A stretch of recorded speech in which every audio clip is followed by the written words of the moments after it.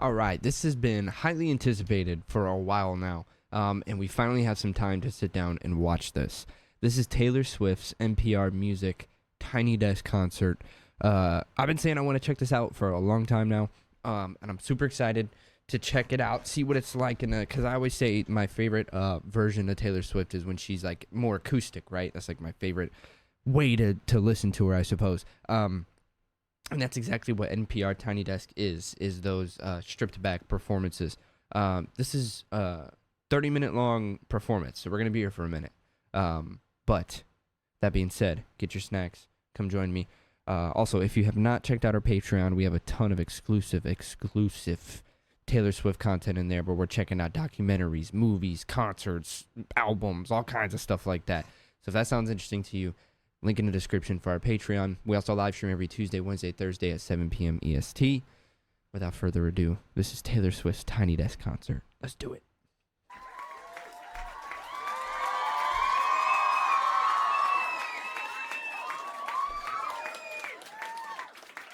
Wow. That's a this lot of is a people. lot of people in a tiny office. I love it. Yeah. I'm Taylor. Welcome to my Tiny Desk concert. Hell yeah. Wow, it's great to be in DC. You guys had anything exciting going on the last couple weeks, or? That's a nice Gibson. I like the stars. I think they're dope. She has a star on the 1st, 3rd, 5th, 7th, and 9th fret. Any possible changes in play? Yeah. Do us a favor. Give a round of applause to NPR for putting this whole thing on. WNPR. For real. Tiny Desk is like one of my favorite corners of the internet. And I always love seeing, like, it's an opportunity for artists to decide a different way to showcase their music. And so you're kind of inundated by overwhelming opportunity and choices. Like, I just decided to kind of take this as an opportunity to show you guys how the songs sounded when I first wrote them. Oh. So it's just me. Yeah, because I think we saw that from the Miss Americana documentary. She does tend to start the writing process on guitar or like piano. Like, that's where they start. Oh, this is going to be interesting. There's no dancers, unfortunately. So, you know, I have this album that just came out called Lover. Which we reacted to in its entirety. It's on the Patreon, and man, is it a W album. I think it's also on the YouTube, too. So if you haven't watched that reaction, it was a lot of fun. Real happy you like it. It's one of those albums where I wrote everything on one instrument first. So it's really fun to pick songs to do acoustically because they all started out that way. Yeah, you could pick any of them. And there's a song that I had wanted to write conceptually for a very long time, because over the course of my life, it has occurred to me that we have a bit of a double standard issue in our society. Is it the man? It's the man. I can tell by the chords. It's something I've thought about 700 million times a day for the last 10 years of my life. And I was always just wondering. Sorry to cut you off, Taylor Swift. We're going to go back, I promise. But I want to point out something. You see the way she's playing. What is that? I don't even know what chord that is, but the way she plays her G's and like C chords, she puts her pinky over her ring finger. So I can't even do that. If you look at her pinky, I think I have a, yeah, there we go. If you look at her pinky right there, it's over her ring finger. That's interesting. I couldn't even, like, I don't know. Normally when I play a C, I kind of keep it down here so you can, if you want to go there. Or like to go to like a F chord, it's just a simple. Interesting. I don't think I've ever noticed that till just now. A day for the last 10 years of my life. And I was always just wondering, like, can I write a song about this? Is there a concise and catchy way to write a song about this? What angle would I take if I were to write a song about this? And so I decided the most fun thing to do would be to imagine what my life would be like and what people would say about my life if I did all the same things, but if I was a man.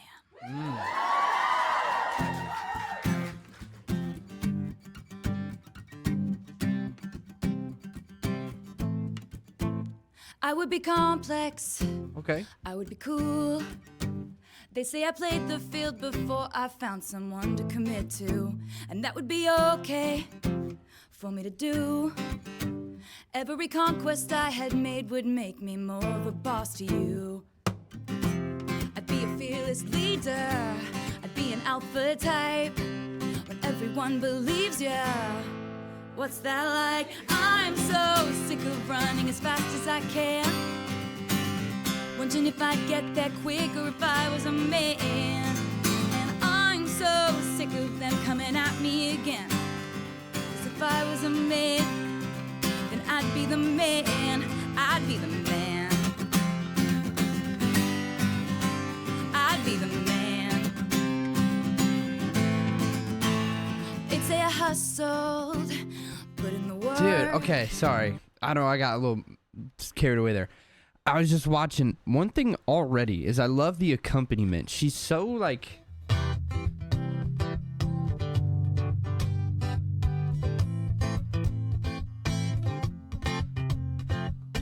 the way she's playing, it's very percussive, and she's like following herself up really well on the guitar. And like I feel like that's another reason why I really like listening to her in more of an acoustic setting, just because like you get more. I feel like that's Taylor Swift's like one of her strongest forms, right? Is when she's writing, because she's a writer, right? She's a songwriter. That's what she prides herself on, is actually writing a lot of like almost pretty much everything. Yeah, I'm sure she gets help here and there, but for the most part, she's like at the forefront. And so it's just kind of like you're seeing her in her natural habitat, I guess is the best way to put it. And you could just tell like she didn't learn guitar to do like crazy, like crazy like riffs and, no, she learned the guitar to, one, out of passion, but two, to kind of like just accompany herself, which that's all you need. I mean, you don't need to claim to be the best guitar player in the world when you're one of the best songwriters in the world. You know what I mean? Like if your lyrics and what you write and how long your career has been and like how many hits you have, who cares if you could do a Led Zeppelin lick? You know what I mean? Like, hey, she's accompanying herself perfectly fine here. And it's just like my favorite way to see it. They wouldn't shake their heads and question how much of this I deserve. What I was wearing, I like that that was rude, could all be separated from my good ideas and power moves. And they would toast to me, oh, let the players play. I'd be just like Leo in Saint-Tropez. The hair flip. I'm so sick of running as fast as I can, wondering if I'd get there quicker if I was a man. And I'm so sick of them coming at me again, 'cause if I was a man, then I'd be the man. I'd be the man, yeah. I'd be the man, yeah. What's it like to brag about raking in dollars and getting bitches and models? And it's all good if you're bad, it's okay if you're mad. If I was out flashing my dollars, I'd be a bitch, not a baller. They paint me out to be bad, so it's okay that I'm mad. Okay, killed that. What is she?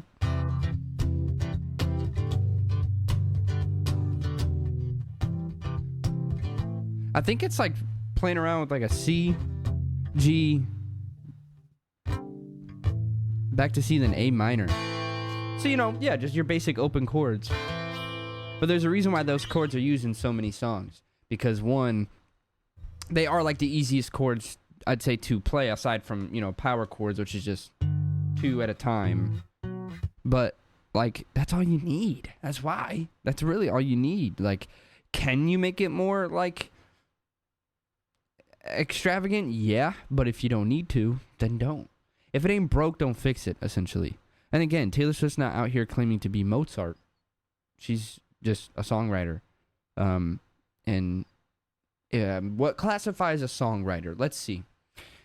Have you written a song? There you go. I mean, like,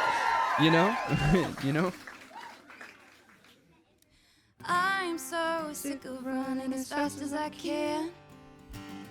Wondering if I'd get there quicker if I was a man. And I'm so sick of them coming at me again. 'Cause if I was a man, then I'd be the man. I'd be the man, yeah. Oh, I'd be the man. Oh, 'cause I'm so sick of them coming at me again. 'Cause if I was a man, I'd be the man, I'd be the man. I'd be the man. Yeah. Look at. I mean, she's like. If I was a man, then I'd be the man. She said, man. I mean, come on. And another thing too is, okay, you know, you learn your chords, right? You learn your A minor, your C, your G, whatever. How does the strumming? How's your strumming? You know, and she's over there.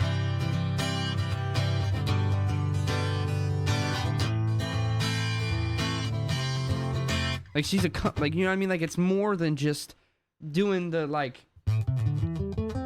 just, you know what I mean? Like crazy licks or whatever. I'm be honest, I can't even do them. So maybe I'm just coping, but accompanying yourself perfectly fine. The strumming, it's on time, you know. That's all you need. That was killer. It's cool seeing that song in like a acoustic version cuz I'm used to it you know, on the album, of course. While I appreciate the man's subject matter and what it talks about, sonically it's not my favorite off the album. It's a catchy, but it's cool to see it in an acoustic side. I think I prefer it that way, actually, in acoustic. I'll be the man. Oh, yeah.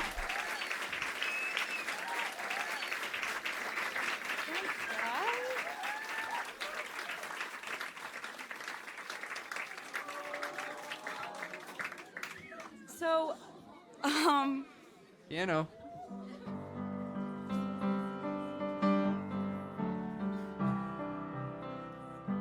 So, there's a song that I wrote on the album that I knew as soon as I wrote it, it was going to be the title track. Just. She didn't do Lover? And it was like, writing songs is strange because it never happens exactly the same way, but sometimes it happens in a way that feels like this weird, like, haunting that you can't really explain. Like, you don't know where these ideas came from, and you feel like you didn't work at all to write it, and that's the best part. That's, like, the best kind of song. Yeah. Yeah. No, I relate and then to there that. are most days. It's like you could spend like 2 weeks on one song, 2 months on one song, but then another song could take you 2 hours or 20 minutes. And people often say the songs that just come naturally and you don't really have to write, they just write themselves, are like the best ones, which in my experience, I agree. Show up and the idea doesn't. And that's where craft, you have to kind of know the craft of it, and you have to try to like scrounge your brain for something to write because you're not always going to be inspired, and that's okay. There's a really good Elizabeth Gilbert TED Talk about that is like one of my favorite things to like cry while watching. But yeah, like with this song, it was one of those weird moments where I was just like, okay, this is just middle of the night. I'm like in my PJs, like stumbling to the piano because I got this idea. And the song just happened really quickly. There's a line in the song that I'm really proud of.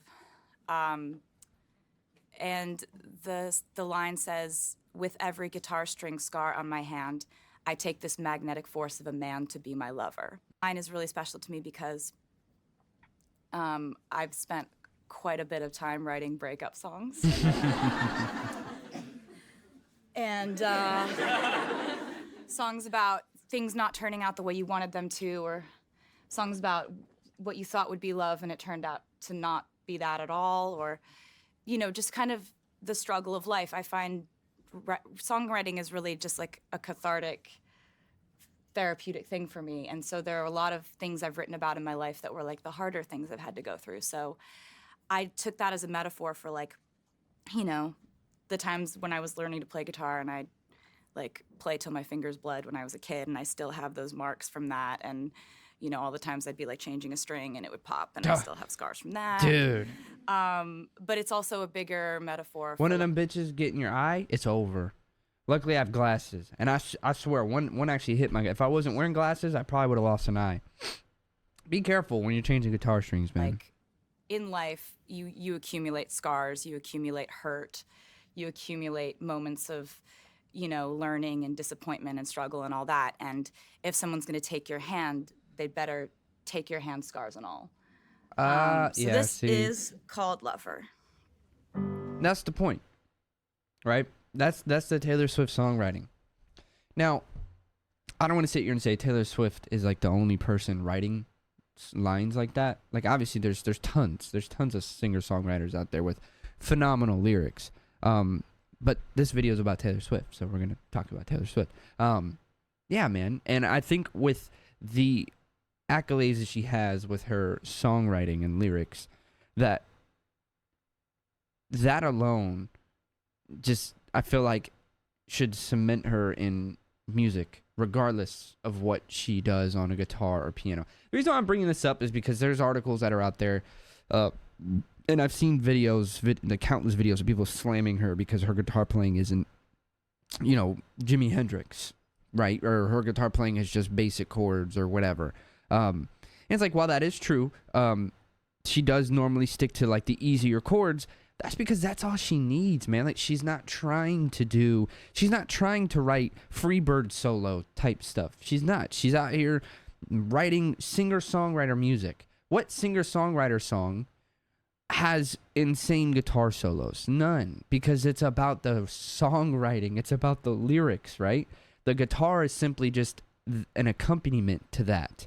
The lyrics are always in the forefront, depending on the era or, but we're talking about singer-songwriter here, which is what this performance essentially showcases, right? Because it's stripped back. It's like she plays the guitar very well. And I feel like hating on someone because they're not this virtuoso of guitars is kind of like ridiculous. If anything, we should be just glad that someone who has unlimited resources, still plays the guitar on stage, as opposed to just letting somebody else do it, right? Like here, she so could have hired somebody to come in and play these instruments for her, so all she had to do was sit there and sing. But no, she chose to bring the guitar out. And look at all the people that are looking at her, not even just in person, but watching this video. Think about how many people see her with a guitar, kids even, and they're like, hey, Taylor Swift's playing a guitar. I want to play guitar. Inspiration. That's the way I look at it. Anyway, rant over. Sorry.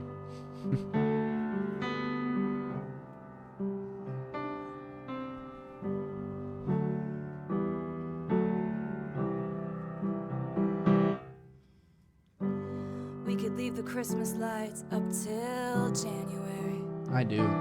I'll just be honest, I do. This is our place. We make the rules. And there's a dazzling haze, mysterious way about you, dear. Have I known you 20 seconds, 20 years? Can I go where you go? That's what I was worried about. She killed it. I was worried about that go, because that note is just in that falsetto. Like, ironically, I find falsetto, for me, this is my opinion, falsetto is harder to stay in key during a live setting, especially when it's just like one note and you're not like in that falsetto register for a long time, especially when you're just coming out of like a chest register. I was worried. I wanted to see how she was going to do that, but she killed it. 20 years. Can I go where you go? Can we always be this close forever and ever? You take me out, you take me home. Switching it up a little bit there, okay.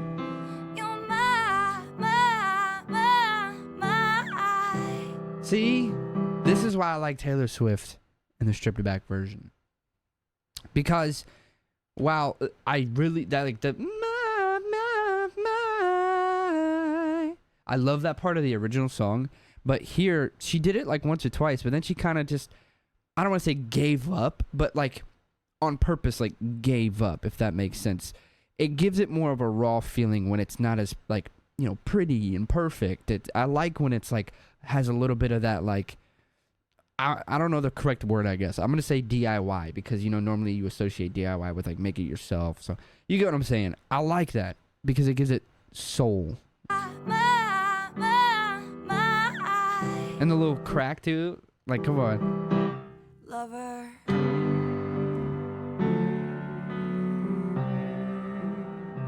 Beautiful piano sound too. We could let our friends crash in the living room. 'Cause this is our place. We make the call. And I'm highly suspicious that everyone who sees you wants you. I loved you 3 summers now, honey, but I want them all. Can I go where you go? Killed that. Can we always be this close forever and ever and I? See, little stuff like that. The little switch ups. How she changes up the melody a little bit. I live for that stuff. Take me out, take me home. You're my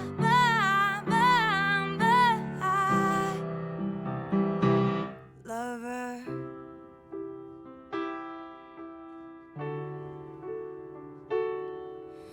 Ladies and gentlemen, will you please stand? With every guitar string scar on my hand, I take this magnetic force of a man to be my lover. And my heart's been borrowed, yours has been blue. All's well that ends well to end up with you.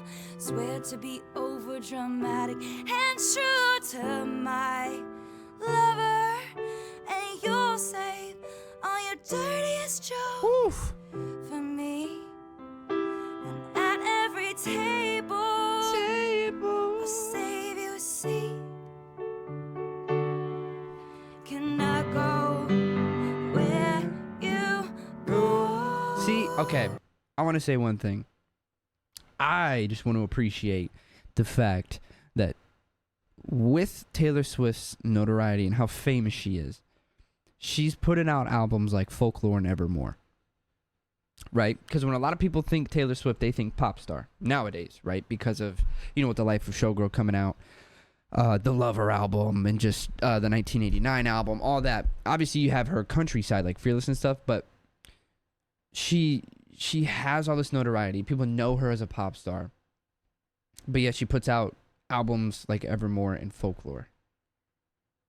It's just like she could so continuously just hit that 4-chord pop Walmart music if she wants to, but doesn't.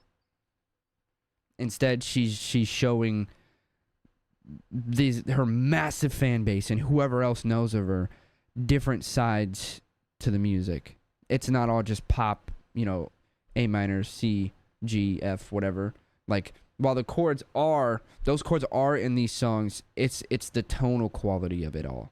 It's not just like the upbeat, happy, hey, I'm gonna go to Target. No, it's like, you know, she's got songs like the song Evermore, which is actually my favorite song from her, with Bon Iver. And if you know Bon Iver, you know what I mean? It's just all these bridges that are being connected because of the different styles and genres she's doing. A lot of artists do that too, like Beyonce does it as well. That's what we need to appreciate, I feel like, when somebody can bridge those gaps.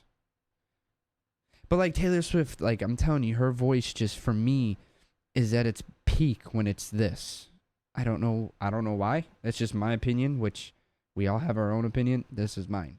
And I think she just, so I don't know. I'm yapping. Can we always be this close forever and ever?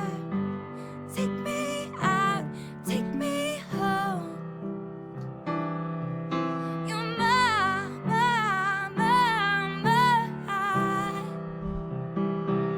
Oh, you're my.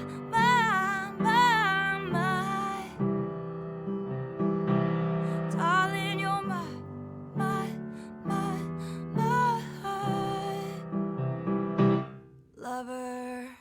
Yeah. Guys.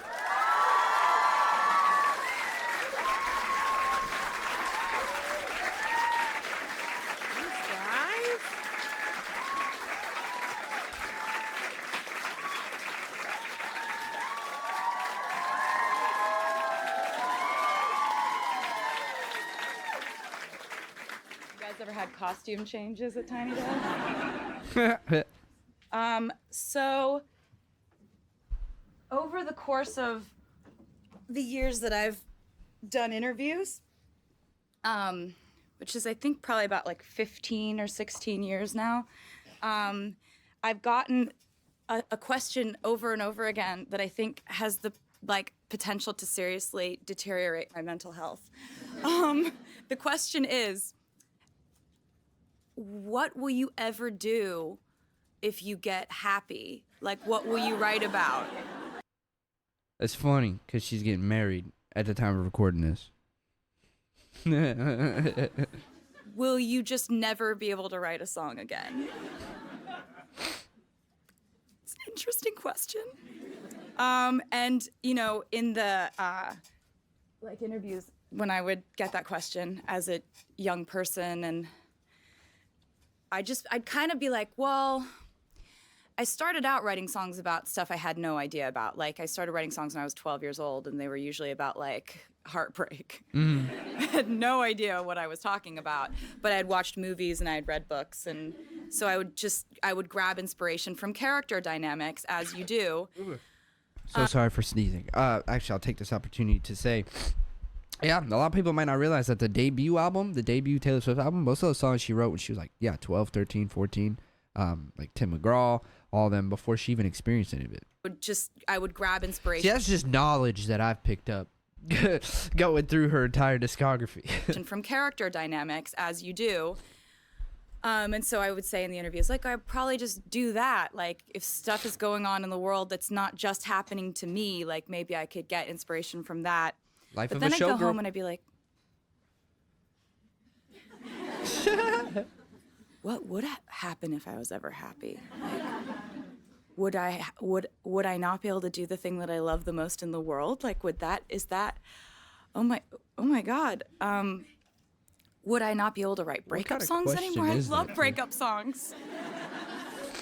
They're so fun to write. And so then I happened to be writing this album, Lover, which is a very, very happy, romantic album. And I started, like, in my except for track 5. life, a few of my friends were going through breakups, and we were talking. It's like those kinds of breakups where you need to talk to your friend all the time because they need to talk about it all she also, day, sorry I'm pausing so damn much. She also wrote that song about Abigail, right? every Which day. I think she was in the music video for, too. So I was having a lot of conversations about breakups. I watched movies that were really, like, well done about breakups. In some of the books I was reading, there were some good breakups happening. And so this all culminated in me, like, waking up one day with all these, like, heartbreak lyrics in my head. And I was like, it's still here. Yes. So I ended up writing a song that was a breakup song on the Lover album. And I was like, this song is my proof that, you know, don't have to stop writing songs about heartache and misery, which for me is incredible news. W. So this is called Death by a Thousand Cuts. Oh, yeah. See, like, even that right there, like, while that's not obviously the hardest thing in the world, compared to, like, just starting off, like, when you're just learning guitar, it'd take you a minute to be able to do that. Like, if you're out there and you haven't played guitar before, I'll tell you, what she's doing right here, where she's playing with the root note and then kind of going down selective strings, like, that would take you time. Like, that would take you probably about a good, like, I don't know, like, to do it and sing at the same time, probably about a year to really hone that. I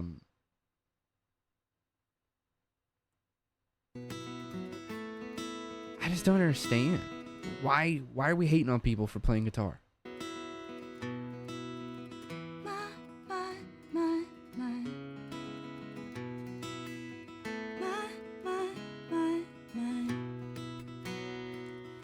Seeing death by 1,000 cuts, flashbacks waking me up. I get drunk, but it's not enough, 'cause the morning comes and you're not my baby.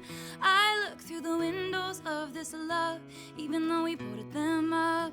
Chandeliers still flickering here, 'cause I can't pretend it's okay when it's not.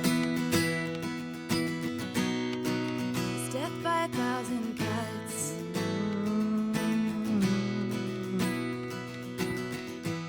I dress to kill my time, I take the long way home. I ask the traffic lights if it'll be alright, they say I don't know. And what once was ours is no one's now. I see you everywhere, the only thing we share is this small town. You said it was a great love, one for the ages. See, I hear she's kind of, again, playing with the, we're capoed on the 4th fret. C, G, C, or actually F, then C.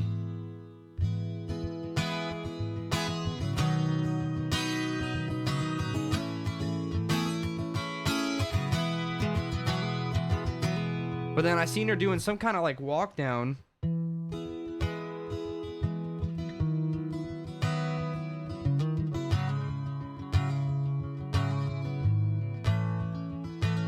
So yeah, just still playing with the C, G, A, F, right? Shapes. But, you know, completely different song because the writing's different, the melodies are different, the conviction is different. Also, we're capoed on the 4th fret. So, you know, that's all you need, I guess. Am I overdoing the guitar thing? I feel like I'm overdoing the guitar thing. If the story's Tell me in the over, comments. why am I still writing pages? Saying goodbye is death by 1,000 cuts, flashbacks waking me up. To G. I get drunk, but it's not enough, 'cause the morning comes and you're not my baby. That's cool. I look through See, the windows. all right, last guitar thing, I promise. So we're doing like a walk down. Then we go to like the F shape, but we're...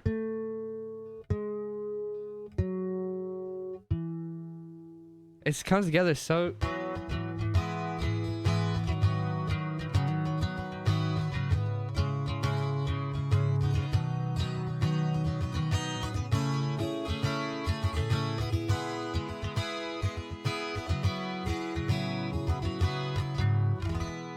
So nice. I love when it wraps up like that so well. We return to home. Goodbye is death by 1,000 cuts, flashbacks waking me up. I get drunk, but it's not enough, 'cause the morning comes and you're not my baby. I look through the windows of this love, even though we boarded them up. Chandeliers still flickering here, 'cause I can't pretend it's okay when it's not. Bang, ba-dang, bang, ba-da-bang. It's death by 1,000 cuts. My heart, my hips, my body, my love, trying to find a part of me that you didn't touch. Gave up on me like I was a bad drug. Now I'm searching for signs in a haunted club. Our songs, our films, united we stand. Our country, guess it was a lawless land. Quiet my fears with the touch of your hand. Paper cut stings from a paper thin dance. My time, my wine, my spirit, my trust. Trying to Come find on. a part of me it didn't take up. Gave you too much, but it wasn't enough. But I'll be alright, it's just 1,000 cuts. I get drunk, but it's not enough. 'Cause you're not my baby. I look through the windows of this love, even though we boarded them up. Chandeliers still flickering here, 'cause I can't pretend it's okay when it's not. No, it's not. It's death by 1,000 cuts.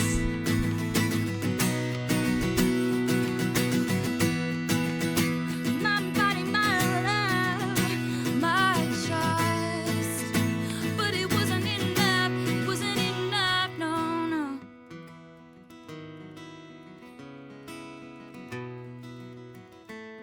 I ask the traffic lights if it'll be alright. They say I don't know.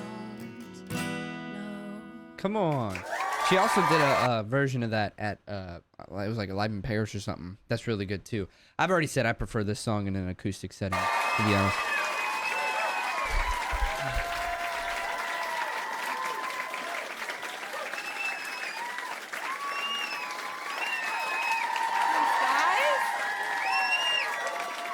Yeah, I think that one or Lover were my favorites of the two so far. Of the two? I'm stupid. Just of the performances. I have 3. But I Usually her dad gives those out. But she's doing it.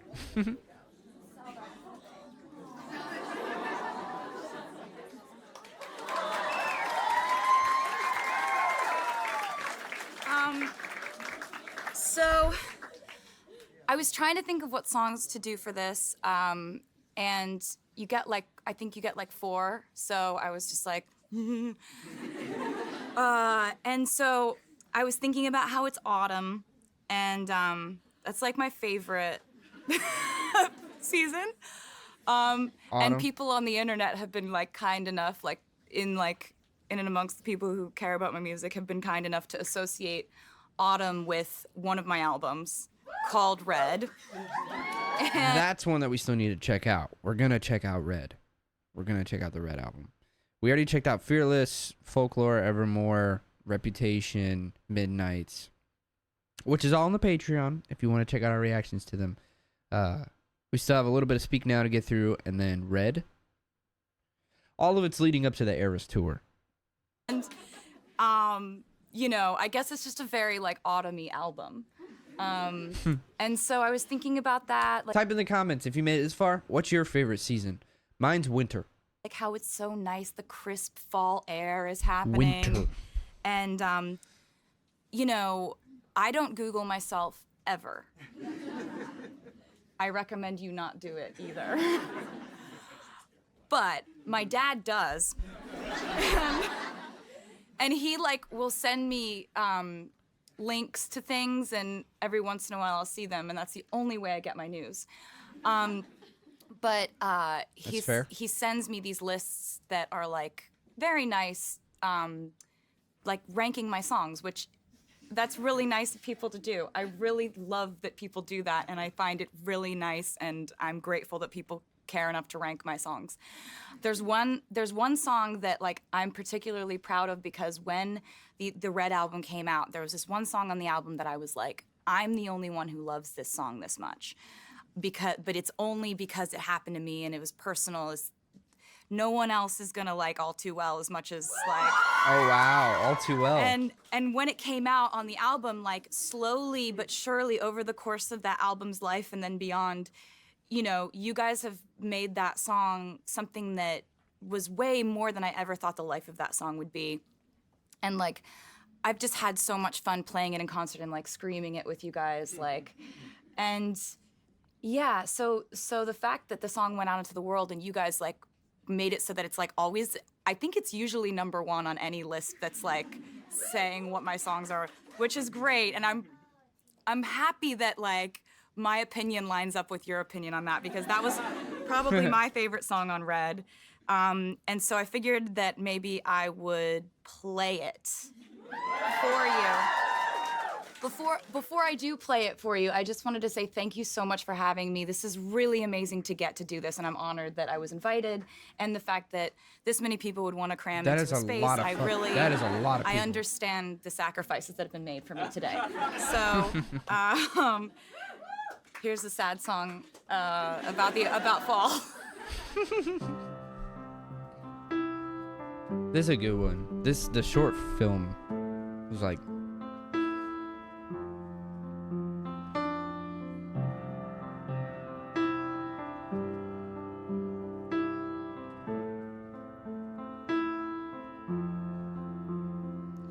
I walked through the door with you. It was cold. Something about it felt like home. Somehow when I left my scarf there at your sister's house, and you've still got it in your drawer even now.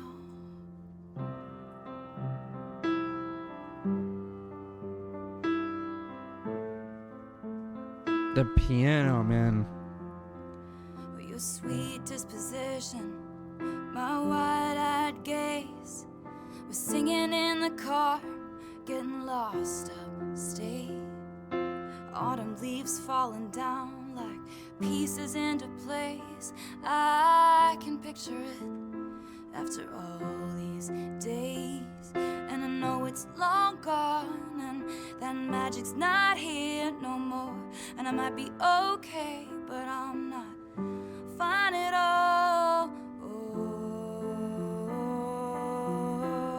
That rise. 'Cause there we are again on that little town street. You almost ran the red 'cause you were looking over at me. Wind in my hair, I was there, I remember it all too well. Photo album on the counter, your cheeks were turning red. You used to be a little kid with glasses in a twin-size bed. Like, do you, like, you hear the storytelling right now, right? Like, you hear we're setting the scene.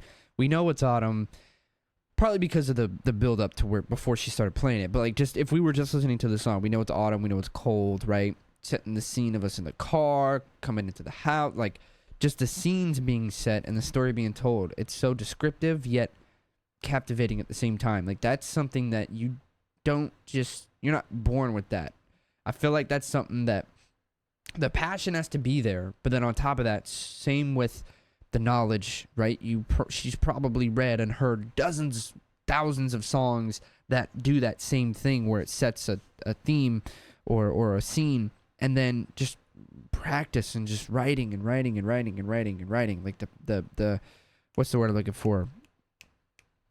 Persistence, I suppose. It's like that's how you get to this level. Mix that with passion and experience, and it's just like, your mother's telling stories about you on the t-ball team. You taught me about your past, thinking your future was me. I know it's long gone, and there was nothing else I could do. I forget about you long enough to forget why I needed you. 'Cause there we are again in the middle of the night, dancing around the kitchen in the refrigerator light. Down the stairs, I was there, I remember it all too well.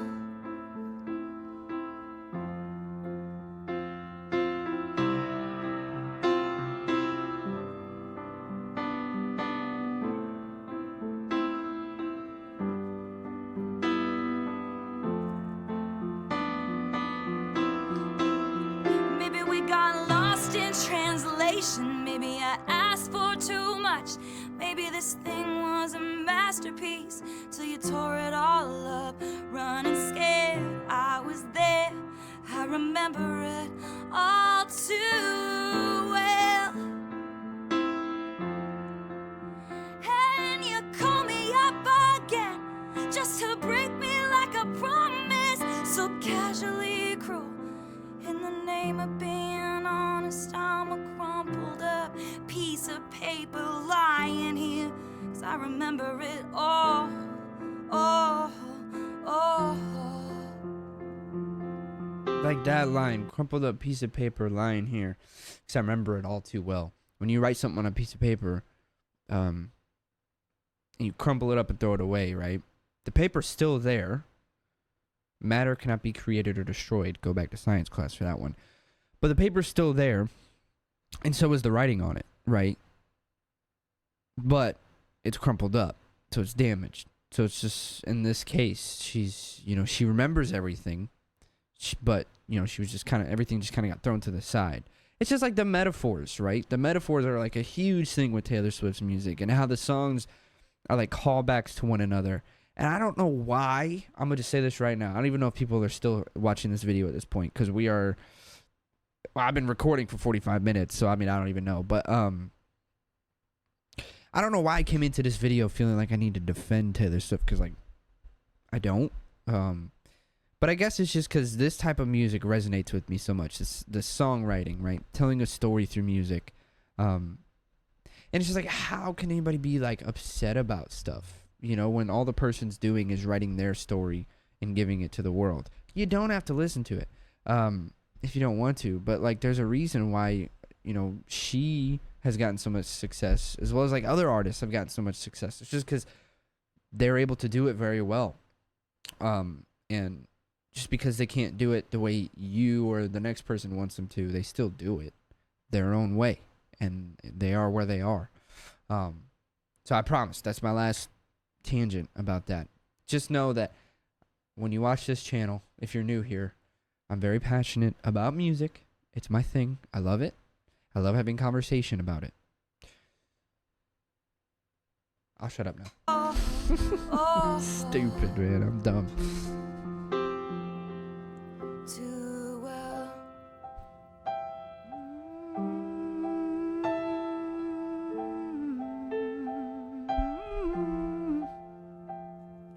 Time won't fly, it's like I'm paralyzed by it. I'd like to be my old self again, but I'm still trying to find it. After pleasure days and nights when you made me your own, now you mail back my things and I walk home alone. But you keep my old scarf from that very first away. That freaking scarf, man. She gonna have to give songwriting credits to that scarf at this point. Cause it reminds you of innocence. And it smells like me. You can't get rid of it. So you remember it all too well. Cause there we are again when I loved you so. Back before you lost the one real thing you've ever known. It was rare, you were there, you remember it all too well. Wind in my hair, you were there, you remember it all down the stairs. You were there, you remember it all. It was rare, you were there, you remember it all too well.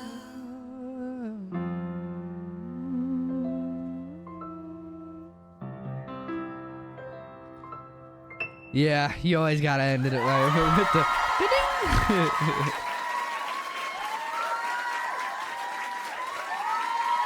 for having me. I wonder who has the record for like the most people in the crowd at these Tiny Desk concerts. She'd have to be up there. Round of applause. That was Taylor Swift's NPR Music Tiny Desk concert. Yeah, man, we've been on a Taylor Swift journey for a few months now. And I've just been having a blast with it. I love unpacking the lyrics. I love unpacking kind of like what's going on with the production and what instruments are used and how they're being used, as well as, you know, just living in the moment. Also, we've been checking out a lot of like behind the scenes stuff. So like documentaries and all that. It's just been fun, honestly. It's almost like you're in school, kinda, and you're like learning. You know what I mean? I don't know. I'm a goofball. I started this, you know, and I was just like, hey, we've been wanting to check this out, and I felt like now's a good time to do it. I'm glad I did. It was cool to see these songs kind of in a different light. I've heard Death by a Thousand Cuts in that setting before, like I said, where it was acoustic. And I always say, you know, I think I prefer that song in its acoustic fashion. Honestly, it's very seldom that I prefer. Sorry, I need to restart. It's very seldom that I don't prefer one of her songs in the acoustic session. Like I said, I don't know. It just has something there, has some kind of soul there. And that's not to take away from all her other stuff. I mean, Cruel Summer, I think, is like top 3 favorite songs from her.